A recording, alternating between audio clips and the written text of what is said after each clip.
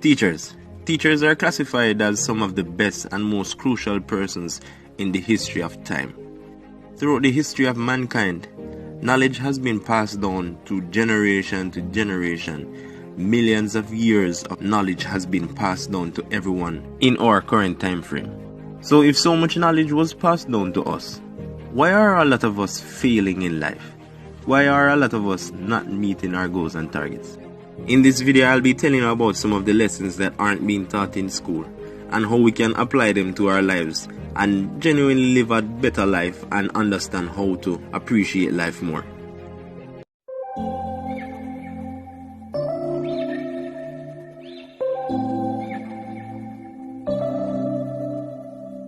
September we met, I could tell by your smile. But before I go any further into this video, I have two things to mention.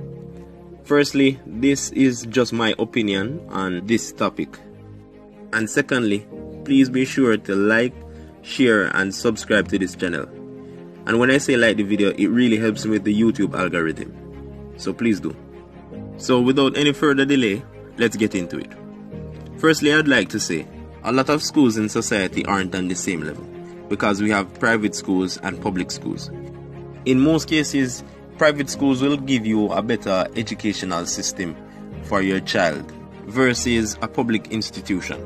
Now that being said, both schools are teaching general knowledge. So they are teaching generally to the public. There is no individualized type of teaching that will help an individual student. That if this person doesn't have the speed to create that type of opportunity for themselves while learning, they won't specialize in that person. So the knowledge that is being taught is just right across the board. So in most cases, persons will be left behind and will have to fend for themselves and try to catch up. One of the first lessons I think should be implemented in schools is self-esteem. And when I say self-esteem, I don't just mean that you can tell the person to be confident in how they look.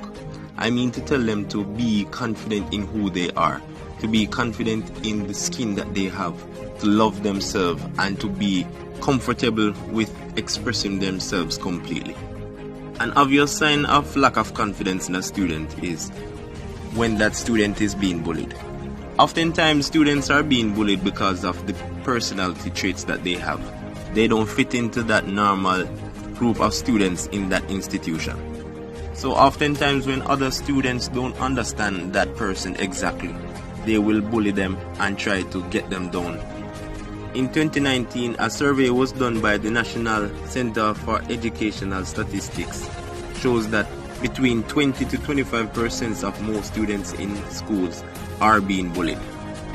And these are the type of traits that will follow you right through life.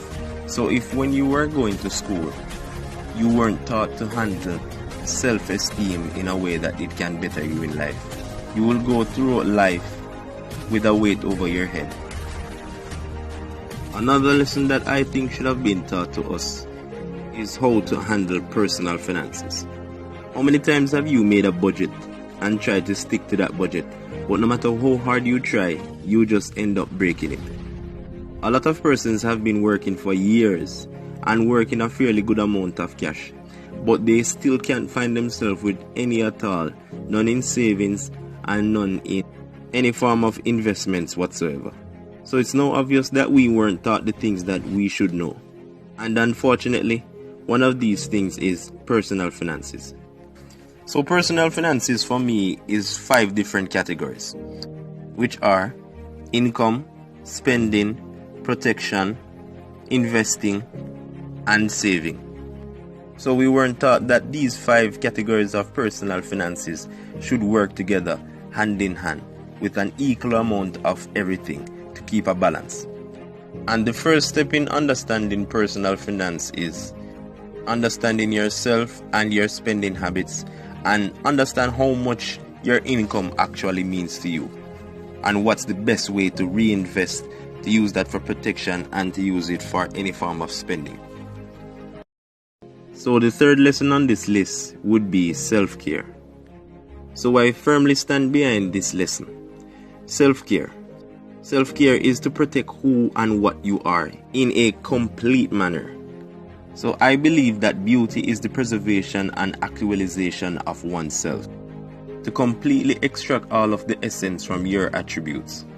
So it's actually normal for women to take care of themselves and to do normal spa days, get their hair done and do their nails.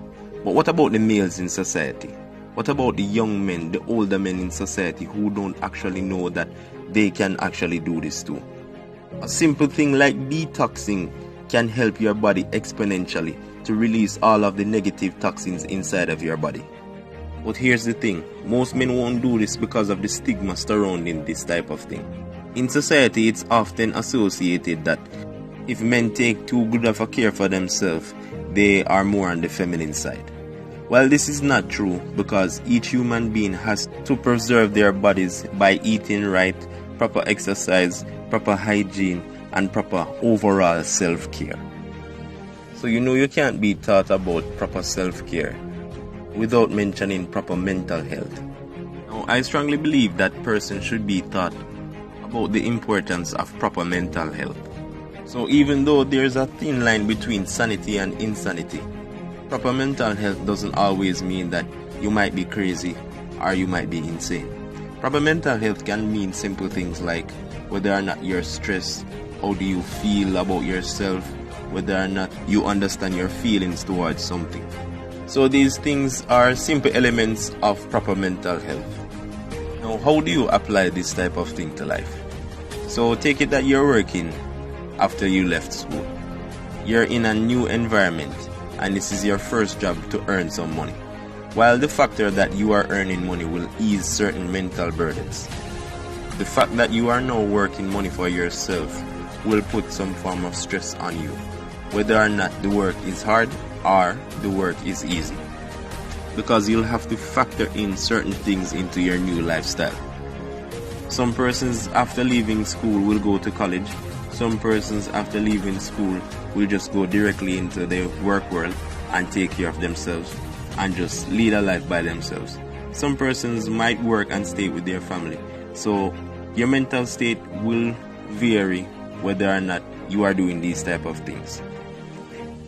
Another lesson I believe should be taught is mindfulness, or put more loosely, awareness.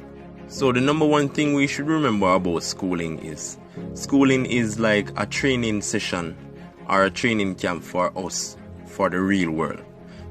So I definitely believe that awareness should be taught in schools, whether it's a subject or just a topic for itself. There are so many persons in society who went to school, got all of their qualifications, and still don't know what they want in life because they weren't aware. But that's fine, because most persons, when we go into school, we are just childish and we aspire to become the traditional careers. But when we actually leave school and enter the real world, this is where we actually apply the things that we've learned. And it's time for us to be aware. Time for us to be aware in the situation that we are and to where we want to go. So based on my interactions with persons, I believe that if you weren't aware of what you want or where you want to be in life, that is a major disadvantage for you. Another lesson that I think should be taught in schools is emotional awareness. Now, there's a lot of benefits for being emotionally aware and to regulate yourself emotionally. How many times have you heard, follow your heart and be passionate about what you want to do in life? How can you be passionate about something when you don't understand what is emotions? Now, unlike a fully grown human being who has a lot of interactions throughout life and a lot of experiences emotionally, students will almost never understand their emotions because they have no prior experience towards that. And that is completely fine, because this is normal. Being a teenager isn't easy, because this is the stage where you actually learn how to handle your emotions. Learn the things that you like, learn the things that make you happy, learn about the things that make you sad, and how to deal with them. Now, if you are going to school and you don't understand how to deal with your emotions, I strongly believe that there should be some form of teaching about that, and not just guidance counseling. Because in most times, persons will not go to the guidance counselor unless it's something very detrimental.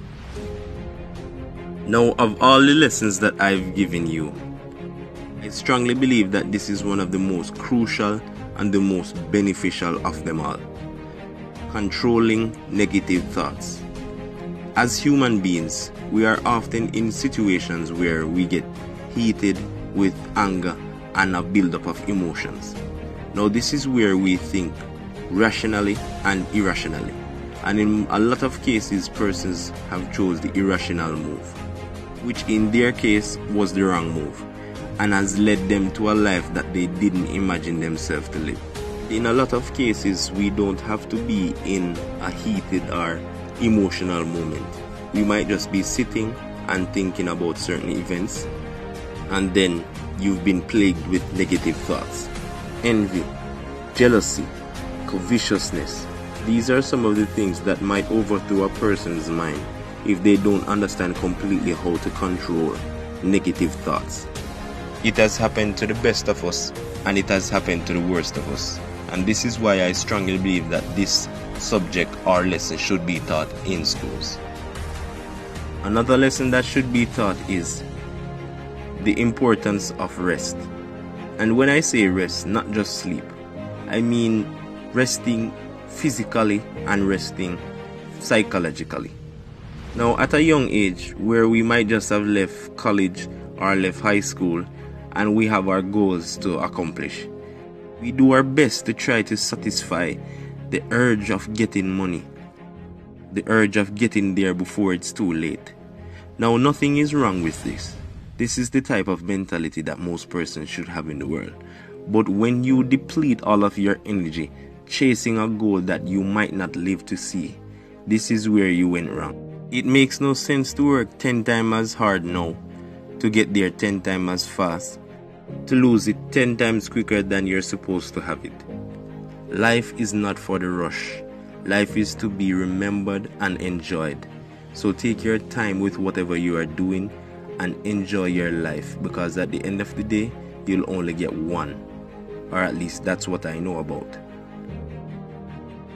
And my last but definitely not the least important lesson is to understand completely what does family mean. Most of us were born in a family where there is no father or no mother around. Or even if they are around, they don't completely understand how to express their love for you and to be patient with you, because they didn't learn how to interact with their families. Now, this is one of the most important lessons, because at the end of the day, for us to carry on the generation, for us to carry on as a world, we must reproduce. And for human beings to reproduce, they must be in a comfortable environment where they can flourish and enjoy life completely. And no child would want to be born into a broken home or a fatherless home or a motherless home. Every child and each child would love to be loved. And that's what I understand completely. So please understand what family actually means. So if you reached this far into the video, thank you for watching it. And please remember to click the like button so it can help with the algorithm. This was Concept of the Mind.